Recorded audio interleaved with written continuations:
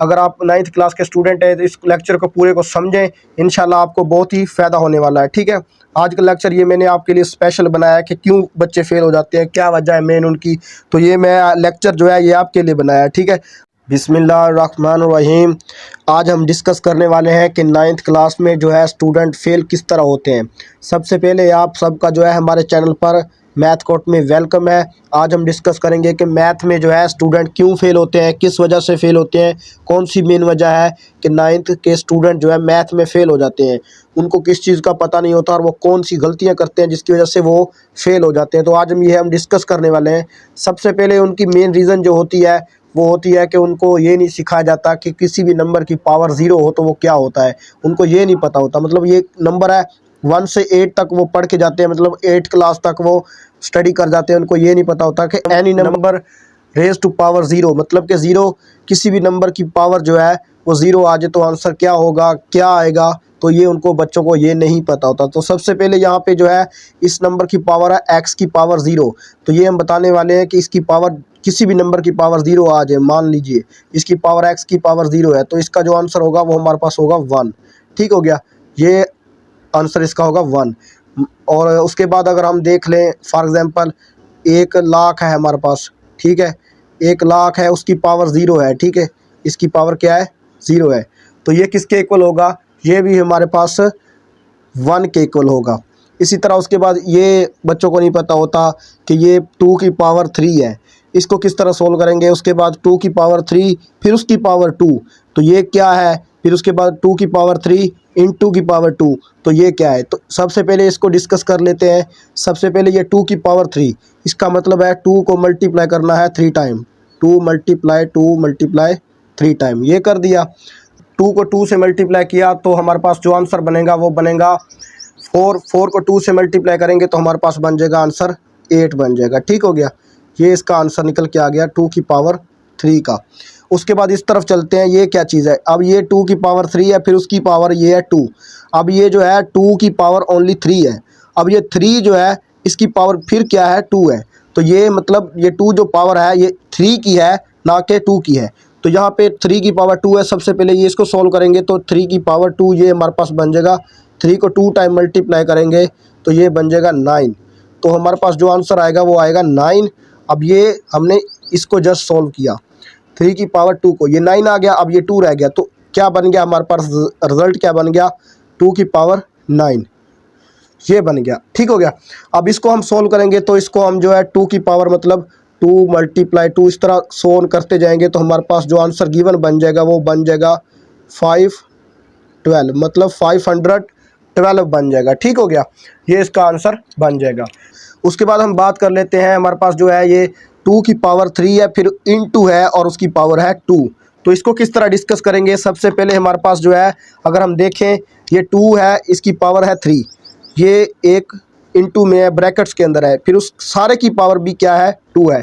तो हम क्या करेंगे, सबसे पहले मान लीजिए कि ये हमारे पास उसने दे रखा है 2 और उसकी पावरें 2 दे रखी हैं, ये 3 की भी है, 2 की पावर 3 भी है और 2 की पावर ये 2 भी बन रही है। तो इसको क्या करेंगे, 2 को 3 से मल्टीप्लाई कर देंगे तो ये कंडीशन बन जाएगी 2 ये वैसे का वैसे आ जाएगा और ये 3 और 2 मल्टीप्लाई होंगे, 3 2 ज़ा 6 बन जाएगी। ठीक है, ये हमारे पास कंडीशन बन जाएगी 2 की पावर 6। तो इसको जब हम मल्टीप्लाई करेंगे मतलब 2 मल्टीप्लाई 2 सो ऑन करते जाएंगे तो इसका रिजल्ट जो हमारे पास बनेगा वो बनेगा 64। ठीक हो गया, ये हमारे पास बन जाएगा 64, इसका आंसर बन जाएगा। अब ये देखें 2 की पावर 3 फिर उसकी पावर 2, ये भी 2 की पावर 3 इंटू की पावर 2, तो इसका रिजल्ट क्या है और इसका रिजल्ट ज़मीन आसमान का फ़र्क है। 512 इसका रिजल्ट है हमारे पास और यहाँ पे है 64। तो इसमें जो है हमारे पास ये निकल के आ गए रिजल्ट डिफरेंट। अब आप देखेंगे कि यहाँ पे हमें नज़र आ रहा है कि ये चीज़ें समझने वाली हैं, बेसिक मैथ है। अगर आप हमारे चैनल पर न्यू है तो चैनल को सब्सक्राइब कर लीजिए, वीडियो को लाइक एंड शेयर करना मत भूलें। तो चलते हैं अगले टॉपिक की तरफ। अगला टॉपिक हमारा क्या है, तो अगला टॉपिक जो हमारा है वो है स्टेप नंबर 3 है जो हमारी वीडियो का, वो ये है कि बच्चों को ये इक्वेशन दे रखी है। अब जो है हमारे पास 4x है और साथ उसके ऑपरेटर है और ये 5 है और इज इक्वल टू 12 है। तो इसमें बच्चों को ये सिखाया नहीं जाता कि इसको क्या बोलते हैं, इस चीज़ को क्या बोलते हैं, इसको क्या बोलते हैं, इसको क्या बोलते हैं, ये बच्चों को पता ही नहीं होता। जब वो 1 to 8 जो है क्लास क्लियर करके जाते हैं, मतलब 8 क्लास पढ़ के जाते हैं, 8 क्लास पढ़ के जाते हैं, उनको ये क्लियर नहीं करवाया जाता। सबसे पहले हमारे पास जो ये होता है एक्स के साथ जो वैल्यू होती है हमारे पास ये चीज़, ठीक है, इसको बोलते हैं, आपने हमेशा ये याद रखना है वैल्यू, ये इसको बोलते हैं कोफिशिएंट। ठीक हो गया, ये आपको सिखाया नहीं जाता, कोफिशिएंट, ठीक है, कोफिशिएंट बोलते हैं, ठीक है, ये इसको क्या बोलते हैं, कोफिशिएंट बोलते हैं। उसके बाद जो है अगला स्टेप जो आता है हमारे पास, ये एक्स है, इसको क्या बोलते हैं, अगर आपको ये भी नहीं सिखाया जाता कि ये क्या चीज़ है, इसको आप बोलेंगे, ये जो हमारे पास एक्स वाली होती है इसको हमेशा आपने बोलना है वेरिएबल, ये आपने याद रखना है, इसको बोलते हैं वेरिएबल। ये बच्चों को सिखाया ही नहीं जाता कि ये क्या चीज़ है, मतलब ये वेरिएबल है। जो 4x है, इसमें जो 4 है इसके x के साथ, ये क्या है, कोफिशिएंट है, और ये क्या है, वेरिएबल है, ठीक है। इसके बाद बच्चों को एक और क्लियरेंस देता चलूँ यहाँ पे कि इसको क्या बोलते हैं। अब ये अगर यहाँ पे मल्टीप्लाई हो या फिर डिवीजन हो या फिर ये सब्ट्रैक्शन है तो एडिशन हो, तो इसको क्या बोलते हैं। तो इसको सबसे पहले मैं यहाँ पे लिखता चलूँ, इसको बोलते हैं ऑपरेटर। ये आपने हमेशा बात याद रखनी है, ऑपरेटर बोलते हैं इसको, जो हमारे पास ये होती है, ठीक है। जो हमारे पास डिवीजन, मल्टीप्लिकेशन या कोई भी आ जाए साइन, तो उसको क्या बोलते हैं, ऑपरेटर बोलते हैं। उसके बाद इस तरफ चलते हैं, इस चीज़ को क्या बोलते हैं, ये जो हमारे पास कांस्टेंट दे रखा है, ठीक है, इसको क्या बोलते हैं, कांस्टेंट दे रखा है, और ये भी क्या है हमारे पास, कांस्टेंट है, तो इसको कांस्टेंट बोलेंगे। तो मैं यहाँ पे लिख लेता हूँ इसको कांस्टेंट, इसको बोलते हैं कांस्टेंट। उसके बाद नंबर आता है इस चीज़ का, ये जो इक्वालिटी हमें दे रखी है उसने, इसको भी क्या बोलते हैं, इसको भी बोलते हैं ऑपरेटर। ये बच्चों को सिखाया ही नहीं जाता कि ये क्या चीज़ है, ये क्या चीज़ है, बस ये सिखाया जाता है जो है हमारे पास कांस्टेंट उस तरफ चला गया, और जो हमारे पास वेरिएबल है उसकी हम वैल्यू निकाल रहे हैं। ये वेरिएबल का बच्चों को पता नहीं है, सर समझा रहे हैं जी, ये कोफिशिएंट चला गया उधर, वेरिएबल इधर चला गया, ऑपरेटर ने ये कर दिया, ये इधर ऑपरेट हो रहा था उस तरफ, जो कि ये सब्ट्रैक्शन ऑपरेट हो रही थी, उधर चला गया तो ये एडिशन ऑपरेट हो गई, ये हो गया वो हो गया। ये समझाया ही नहीं जाता कि ऑपरेटर किसे बोलते हैं, कोफिशिएंट किसे बोलते हैं, वेरिएबल किसे बोलते हैं, या फिर कांस्टेंट किसे बोलते हैं। ये उम्मीद करता हूँ आपको ये टॉपिक भी क्लियर हो गया होगा कि वेरिएबल किसे बोलते हैं, कोफिशिएंट किसे बोलते हैं, ऑपरेटर किसे बोलते हैं, एंड कांस्टेंट किसे बोलते हैं। ठीक हो गया। उसके बाद हम टॉपिक नंबर चलते हैं 4 की जानब। तो ये चलते हैं हम, हमारा जो टॉपिक नंबर है 4। ठीक है, सबसे पहले बच्चे को ये नहीं सिखाया जाता है कि रैशनल नंबर क्या होता है। ठीक है, ये चीज़ नहीं सिखाई जाती। जब बच्चा 6 क्लास में जाता है, अलजब्रिक आ जाती हैं, मतलब ये चीज़ें आ जाती हैं, उसको ये नहीं सिखाया जाता है रैशनल नंबर क्या होता है, इर्रेशनल क्या होता है। तो सबसे पहले मैं यहाँ पे डिस्कस करता चलूँ कि जो हमारे पास रैशनल होते हैं वो होते हैं, एक जिस तरह आप समझ लें कांस्टेंट की शक्ल में हो, वो हमारे पास क्या होते हैं, रैशनल होते हैं। तो यहाँ पे मैं बात करता हूँ रैशनल नंबर की कि रैशनल नंबर क्या होते हैं। रैशनल हमारे पास इस तरह, हमारे पास ये हो गया 1। उसके बाद अगर हम देख लें फ्रैक्शन वाले देख लें नंबर, तो वो उसमें 1/5, 1/7, मतलब जितनी भी फ्रैक्शन के नंबर आ जाए वो क्या होते हैं, रैशनल नंबर होते हैं। ठीक हो गया। उसके बाद अगर हम बात कर लें पॉइंट वालों की, 7/7.25 ये हो गया। उसके बाद हो गया 8.25 हो गया। ये चीज़ें जितने भी हैं, मतलब पॉइंट वाले या जो भी है फ्रैक्शन वाले या होल नंबर है हमारे पास, वो क्या होते हैं, रैशनल नंबर होते हैं। ये ठीक है, ये बात आपने क्लियर कर ली। ये बातें आपको कोई भी यहाँ पे बताने वाला नहीं मिलेगा यूट्यूब पर। ये ना कि आपको जो है टीचर बताते हैं, बस वो अपने जो मेन मुद्दा होता है उनकी तरफ चलते हैं, टॉपिक की तरफ चलते हैं, और आपको जो है फिर वो 9th में मुश्किलात का सामना करना पड़ जाता है। जिसकी वजह से मैंने ये आपको देखकर, आपकी जो है नॉलेज की वजह से, क्या बच्चे क्यों फेल हो रहे हैं 9th क्लास में, जितना भी रिजल्ट आया 9th में सप्लियाँ हैं, मैथ में ऑलरेडी बच्चों को सप्लियाँ आ चुकी हैं और आती भी हैं और आ भी रही हैं। वो मेन वजह क्या है, ये बेसिक मैथ हमें पता ही नहीं है। उसके बाद हमें रैशनल इर्रेशनल की बात कर लेते हैं। रैशनल इर्रेशनल, ये हो गया रैशनल। और उसके बाद इर्रेशनल की बात कर लेते हैं। इर्रेशनल नंबर क्या होते हैं हमारे पास, जो है अगर हम देख लें कि जो हमारे पास रूट के अंदर है, अगर वो रूट के अंदर जिस तरह हमारे पास मान लीजिए कि हमारे पास 9 है, ये रूट के अंदर 9 है, इसको हम नहीं बोल सकते इर्रेशनल। क्यों नहीं बोल सकते, क्योंकि इसका जो हल हमारे पास आएगा वो आएगा 3, तो ये रैशनल बन जाएगा। तो ये हमारे पास जो है इर्रेशनल नहीं है। अब हम इसके ही एक और इसके तरह का नंबर चूज़ करते हैं, जिस तरह मैं सेलेक्ट कर लेता हूँ यहाँ पे 7। ठीक है, मैं यहाँ पे 7 सेलेक्ट कर लेता हूँ, ये है हमारे पास इर्रेशनल। ये बात आपने याद रखनी है। उसके बाद आपके पास नंबर आ जाता है जिस तरह 0.01001 इस तरह मतलब 100 चलता जाता है, हमें पता ही नहीं है, इन्फिनिट तक जा रहा है, वो भी क्या होता है, इरेशनल नंबर। उसके बाद एक और रैशनल नंबर यहाँ पे लिख लेता हूँ, मिसाल के तौर पे मैं लिख लेता हूँ 2, ये भी इरेशनल नंबर है। उसके बाद 3 है, ये भी एक इरेशनल नंबर है। उसके बाद अगर 5 को देखें, वो भी एक इरेशनल नंबर है। उसके बाद अगर हम देख लें पाई होता है, ठीक है, आपने अगर पढ़ा हो पाई, ये पाई को पढ़ा होगा, इसकी वैल्यू हमेशा होती है 3.14, और इसको हम जो है अक्सर ये भी होती है इसकी वैल्यू 22/7। ठीक है, ये बात आपने याद रखनी है। इसकी वैल्यू क्या होती है, 3.14 और 22/7, ये इसकी 2 वैल्यूज़ होती हैं। और हाँ, इसमें आपने एक बात ये भी याद रखनी है, जो हमारे पास ये पाई है, मैं एग्जांपल समझा देता हूँ, एग्जांपल से समझा देता हूँ ये चीज़, कि आपके पास अगर पाई है, ठीक है, ये पाई है मेरे पास, इसकी वैल्यू है 3.14। अब ये 3.14 है, एक ये होगी, एक वैल्यू होती है 22/7। ठीक है, ये 2 वैल्यूज़ हैं किसकी है, पाई की। अब ये पाई के इक्वल तो ये बनती है वैल्यू, ये चीज़, और ये भी इस पाई के इक्वल है, लेकिन ये 2 वैल्यूज़ जो है ये इक्वल आपस में नहीं है। ये बात आपने याद रखनी है, ये MCQs टाइप है। ठीक है, ये बातें आपने याद रखनी है, ये चीज़ और ये चीज़, ये डज़ नॉट इक्वल है, ये बात आपने याद रखनी है कि ये डज़ नॉट इक्वल है। 3.14 एंड 22/7 जो है ये डज़ नॉट इक्वल है, लेकिन ये पाई के इक्वल है, ये पाई की वैल्यूज़ हैं दोनों, लेकिन ये डज़ नॉट इक्वल है, मतलब ये एक दूसरे के इक्वल नहीं है जो हमारे पास वैल्यूज़ हैं। ठीक है, ये बात आपने यहाँ पे याद रखनी है इरेशनल नंबर में, कि पाई की वैल्यू जो है वो 3.14 है और 22/7 है, लेकिन ये इक्वल नहीं है। और ये पाई जो है ये इसकी वैल्यू ज़रूर है, ये इक्वल इसके हैं, लेकिन ये वैल्यूज़ जो हैं दोनों ये एक दूसरे के इक्वल नहीं है। ये बात आपने हमेशा यहाँ पे याद रखनी है। तो मैं चलता हूँ अगले टॉपिक नंबर 5 की तरफ। तो उसके बाद जो है हमारा टॉपिक है वो रियल नंबर है, कि रियल नंबर क्या होते हैं।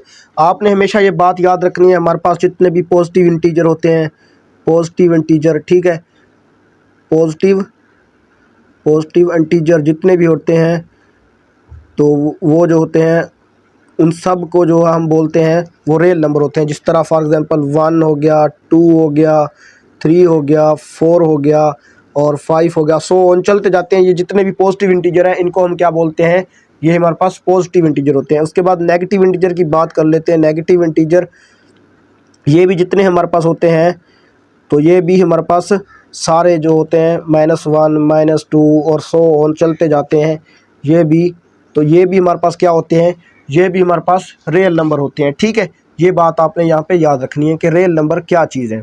उसके बाद हमारे पास होते हैं फ्रैक्शन, जितनी भी होती हैं फ्रैक्शन, F फॉर एक्शन।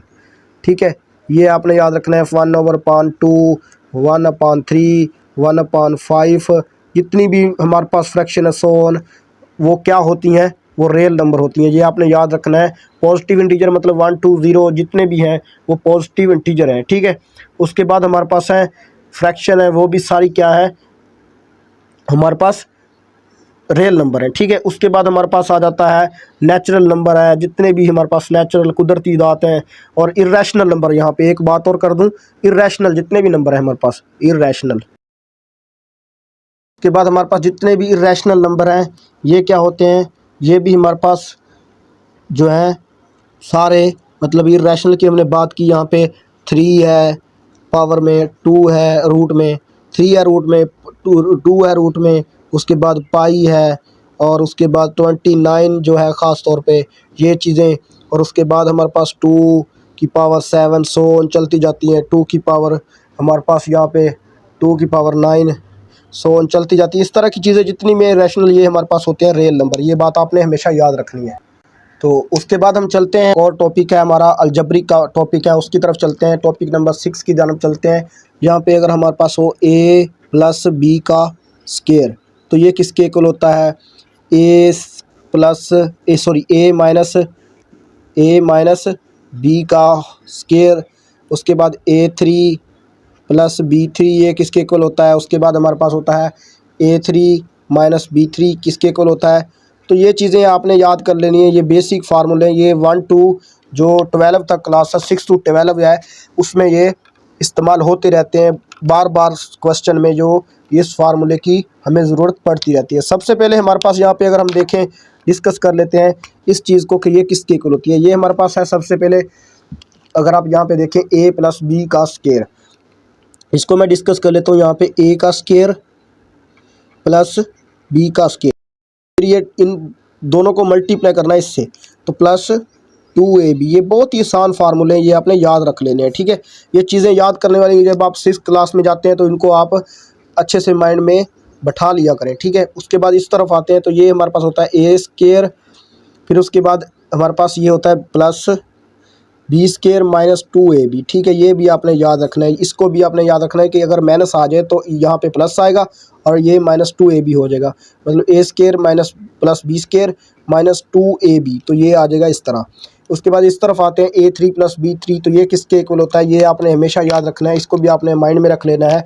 ये हमारे पास होता है a minus a plus b, ये चीज़। उसके बाद a square minus ab plus B square, ये आपने याद रखना है फार्मूला। ये मैंने चीज़ें याद की हुई हैं, तो इसी तरह आप भी याद रख सकते हैं। जिस तरह a3 प्लस b3 किसके इक्वल आता है, a प्लस b, ये चीज़। उसके बाद a स्क्वायर माइनस ab, ये याद रखना है। ये चीज़ से आपको जो है फंस सकते हैं यहाँ पे कि प्लस आ जाए तो यहाँ पे माइनस आएगा, और बाकी सारा फार्मूला वो सेम एज इसी फार्मूले की तरह। जिसको लिख लेते हैं यहाँ पे a माइनस b आ जाएगा ये, और इसको आपने लिखना है a square plus ab plus B square. सिर्फ डिफरेंस इसमें किस चीज़ का है कि यहाँ पे माइनस आएगा और यहाँ पे माइनस आएगा। इस फार्मूले प्लस वाले में यहाँ पे और माइनस वाले में यहाँ पे माइनस आएगा, बाकी फार्मूला सेम है दोनों का, ये आपने हमेशा माइंड में रख लेना है। उसके बाद हम टॉपिक नंबर चलते हैं। टॉपिक नंबर हमारा है 7, ठीक है। यहाँ पे मैं लिख लेता हूँ फ्रैक्शन। फ्रैक्शन हमारे पास जो होती हैं वो किस तरह आपने डिस्कस करनी है फ्रैक्शन कि हमारे पास जो है, अगर हमारे पास फ्रैक्शन आ जाती है 13/4 और हमारे पास आ जाती है 16/3। अगर हमने ये चेक करना हो कि इनमें से बड़ी कौन सी है और छोटी कौन सी है, तो किस तरह चेक करेंगे। सबसे पहले आपने क्या करना है, इनके जो है डिनोमिनेटर हमारे पास जो है ये बड़े छोटे हैं, मतलब ये 3 है और ये छोटा है और ये 4 है, तो ये बड़ा है डिनोमिनेटर। तो इसको हमने डिस्कस करना है कि ये जो है किस तरह आप चेक कर सकते हैं कि ये छोटी कौन सी है इसमें से और बड़ी कौन सी है। सबसे पहले आपने क्या चेक करना है, यहाँ पे सबसे पहले आपने ये चेक करना है कि इनकी डिनोमिनेटर कैसे, मतलब यहाँ पे इसका डिनोमिनेटर क्या है, हमारे पास 4 है, ये बड़ा है, और यहाँ पे डिनोमिनेटर 3, ये छोटा है, तो इसको हमने करना है सेम। तो किस तरह करेंगे, सबसे पहले ये हमारे पास है 4, अब यहाँ पे है 3, तो किस तरह करेंगे, सबसे पहले हम क्या करेंगे, इसमें 1 ऐड करेंगे। क्या करेंगे, 1 ऐड करेंगे। जब ये 1 नीचे ऐड करेंगे तो फिर जाहिर सी बात है फिर 1 को ऊपर भी ऐड करेंगे। तो जिस तरह ये मैं करता हूँ सॉल्व, तो ये आ जाएगा 13/4 और ये आ गया हमारे पास 17/4। अब हमने ये इनके डिनोमिनेटर जो है ये कर लिए, सॉरी ये 14 आ गए, 17/4, तो ये हमने कर लिए इनके डिनोमिनेटर सेम। अब यहाँ से हमें पता ये चल गया कि बड़ी कौन सी है और छोटी कौन सी है। अब आपने देखना है इसको, ये चीज़ जो है हमारे पास नोमिनेटर है, ये 13 है और ये 17 है, इसको हमने चेकआउट करना है। तो ये हमारे पास है इसका नोमिनेटर 17, तो जाहिर सी बात है ये बड़ा है, तो ये फ्रैक्शन कौन सी, ये वाली हमारे पास फ्रैक्शन बिग है, ठीक है। ये आपने बात याद रखनी है कि ये फ्रैक्शन बिग है आपके पास। उसके बाद बच्चों को टॉपिक नंबर 8 की तरफ चलते हैं। बच्चों को ये नहीं सिखाया जाता कि एलसीएम किस तरह लिया जाता है, फाइंड एलसीएम किस तरह लेते हैं, उसको फ्रैक्शन को ऐड किस तरह करते हैं, तो उस तरह जन्म चलते हैं सबसे पहले, ठीक है। तो सबसे पहले हमारे पास है ये एलसीएम ऑफ फ्रैक्शन के एलसीएम किस तरह लें फ्रैक्शन का, तो वो किस तरह लेंगे। सबसे पहले हमारे पास है ये 1/3 प्लस 2/4, तो इसका एलसीएम किस तरह लेंगे। सबसे पहले आपने इसका का एलसीएम लेना है कि ये जो हमारे पास है 3 × 4 है, तो इसको आपने कर लेना है मल्टीप्लाई। यहाँ पे मैं कर लेता हूँ यहाँ को इसको मल्टीप्लाई। तो जब इसको मैंने मल्टीप्लाई करना है तो यहाँ पे हमारे पास बन जाएगी कंडीशन 3 × 4 = 12, ये कंडीशन बन गई। फिर आपने इसको करना है इससे मल्टीप्लाई, ये चीज़ को इसको इससे मल्टीप्लाई किया, 4 आ गया, तो यहाँ पे लिख लेना है। फिर उसके बाद ये प्लस है, ये प्लस आ गया। 3 को 2 से मल्टीप्लाई किया तो हमारे पास आ गया 6। अब हमारे पास यहाँ से रिजल्ट क्या बन गया, 6 और 4 को ऐड किया तो हमारे पास आ गया 10 और ये आ गया 12। 2 पे गया तो 2 × 5 = 10 और ये 2 × 6 = 12, तो हमारे पास आ गया 5/6 इसका आंसर निकल के कि फ्रैक्शन को एलसीएम के ज़रिए किस तरह ऐड करते हैं। अब हमारे पास है एक क्या मल्टीप्लाई आ जाए फ्रैक्शन की हमारे पास, तो वो किस तरह होगा। सबसे पहले मैं लिख लेता हूँ यहाँ पे 2/3 मल्टीप्लाई 2/4, ये मैंने लिख लिया। ठीक है, इसको किस तरह करना है। सबसे पहले हमें नज़र आ रहा है कि ये जो है मल्टीप्लाई हो रही है आपस में, जो है ये फ्रैक्शन जो है मल्टीप्लाई हो रही है। तो इसको किस तरह सोल्व करेंगे, 2 को 2 से मल्टीप्लाई करेंगे। ठीक है, ऊपर वाली ऊपर से मल्टीप्लाई और नीचे वाली से मल्टीप्लाई। तो 2 को 2 से मल्टीप्लाई किया तो हमारे पास आ जाएगा 2 × 2/3 × 4 आ जाएगा। ठीक है, 3 को 4 से मल्टीप्लाई किया तो हमारे पास आ गया 12 डिवाइड में, अपान में डिनोमिनेटर में, और हमारे पास 2 × 2 = 4 आ गया नोमिनेटर में। 4 × 1 = 4, 4 × 3 = 12। तो ये हमारे पास आ गया 1/3 इसका आंसर। इसको किस तरह मल्टीप्लाई करना है, उसके बाद हम बात कर लेते हैं। अगर हमारे पास आ जाए फ्रैक्शन के, अगर हम उसको करें तो अगर हमारे पास ये फ्रैक्शन आ जाए कि 1/3 - 2/5, तो इसको किस तरह सोल्व करेंगे। तो इसको करेंगे 1/, ये हमारे पास 3 है और ये है -2/5 है। इसको क्या करेंगे, इसका भी एलसीएम लेंगे। तो इसका एलसीएम आ गया 5 × 3 = 15, तो ये हमारे पास आ गया इसका 15 एलसीएम। फिर इसको इससे मल्टीप्लाई करेंगे तो ये आ जाएगा 5 × 1 = 5, ये माइनस है। 2 × 3 = 6, तो ये हमारे पास आ जाएगा 3 × 2 = 6, तो ये हमारे पास आ जाएगा। इसमें से हमने डिवाइड जो है सब्ट्रैक्ट करना है, तो ये हमारे पास आ गया -1/15 आ गया। ठीक हो गया, ये इसका आंसर निकल के आ गया। उसके बाद हमारे पास है मेन चीज़ जो मैं आपको बताने जा रहा हूँ कि जो वो बहुत ही इम्पोर्टेंट चीज़ है फ्रैक्शन के हवाले से, कि आपके पास फ्रैक्शन आ जाती है 1/5 डिवाइड करें 3/25। इस चीज़ को इससे हमने डिवाइड करना है, मतलब ये 1/5 है, तकसीम है 3/25। तो इसको किस तरह करेंगे, तो चलते हैं इसकी तरफ। सबसे पहले आपने क्या करना है, यहाँ पे ये 1/, जो है ये आपने लिख देनी है वैसे की वैसे, ये मैंने लिख दी वैसे की वैसे। इसके बाद आपने क्या करना है, ये हमारे पास जो है ये चीज़, इसको आपने यहाँ पे लेके आना है, तो इसको कर देना है मल्टीप्लाई। फिर इसको क्या करना है, इसको आपने उल्टा देना है। इसको आपने 25 को ऊपर ले जाना है और 3 को नीचे ले आना है। तो ये हमारे पास आ जाएगा 25/3। तो आपने क्या करना है, 25/5 में आ गया और ये 5 × 3 = 15, तो ये आ गया हमारे पास आंसर। इसको हम डिवाइड करेंगे, ये 5 पे गया तो 5 आ गया, ये 5 पे गया तो 3 आ गया। तो हमारे पास आंसर क्या आ गया, 5/3। ये इसका आंसर निकल के आ गया कि हमारे पास अगर डिवीजन आ जाए 1/5 डिवीजन आ जाए तो किस तरह करेंगे।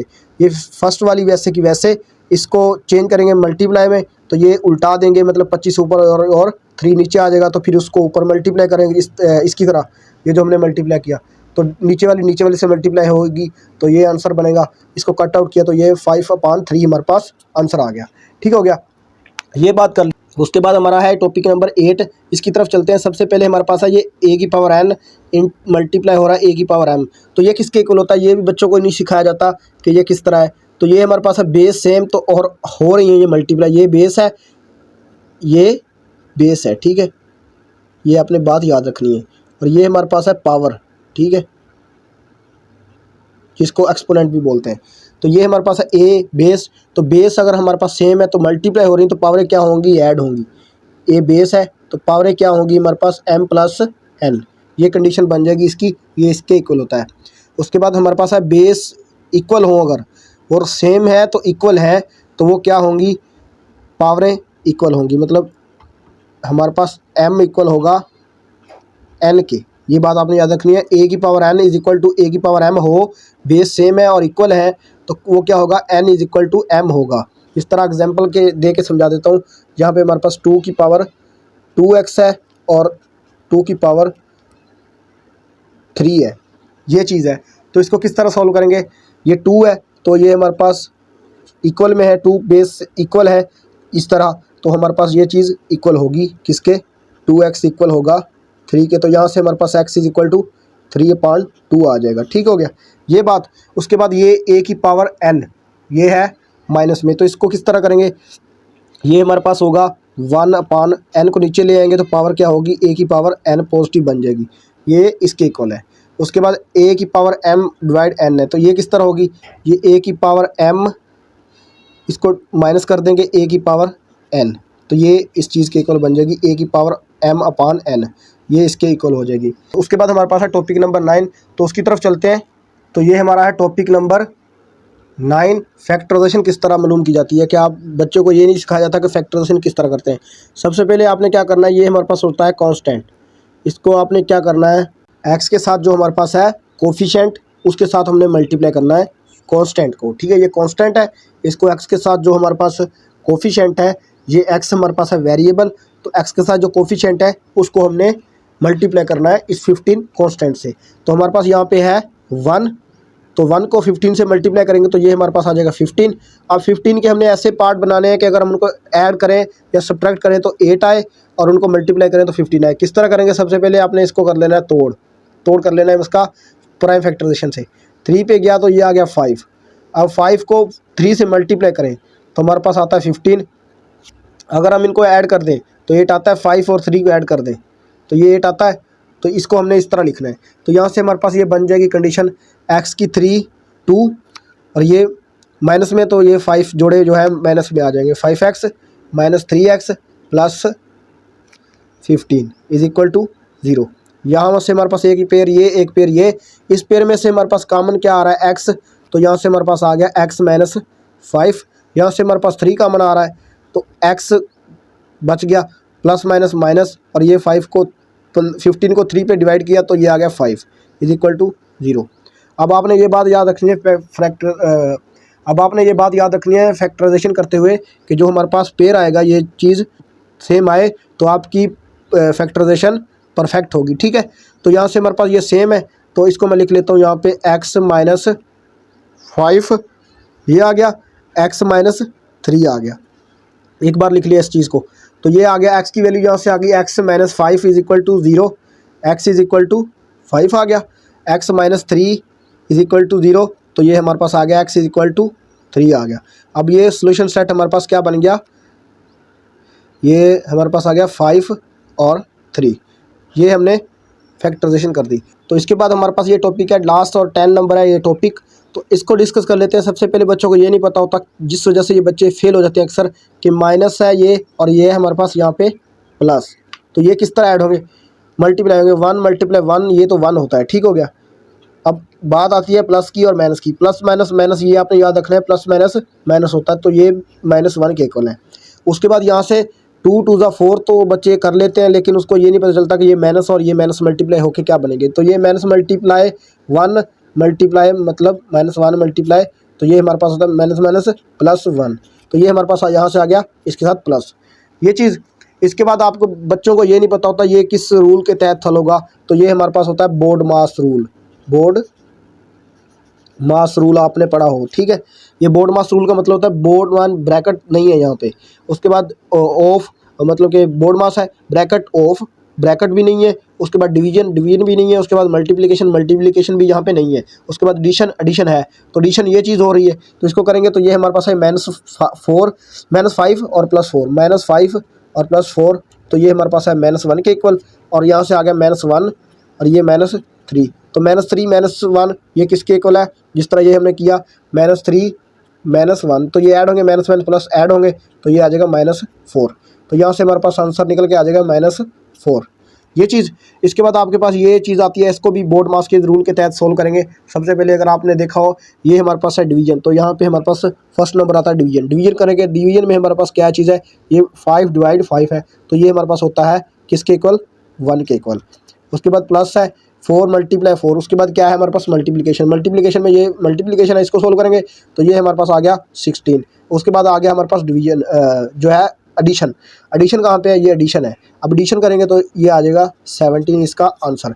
अगर हम आपके रूल के तहत देखें, पहले हम कर लेते हैं जी, फॉर एग्जांपल मैं कर लेता हूँ यहाँ पे दूसरे रूल के तहत, बोर्ड मास के अलावा कर लेता हूँ, ये 5/5 ये रहने देता हूँ, प्लस ये कर लेता हूँ और ये कर लेता हूँ 16, फिर उसके बाद ये आ जाएगा हमारे पास ये /5, तो इसको कर लेते हैं सोल्व, इसको ऐड किया तो ये हमारे पास है 21, तो यहाँ से हमारे पास कुछ और ही कंडीशन बन जाएगी, ठीक है।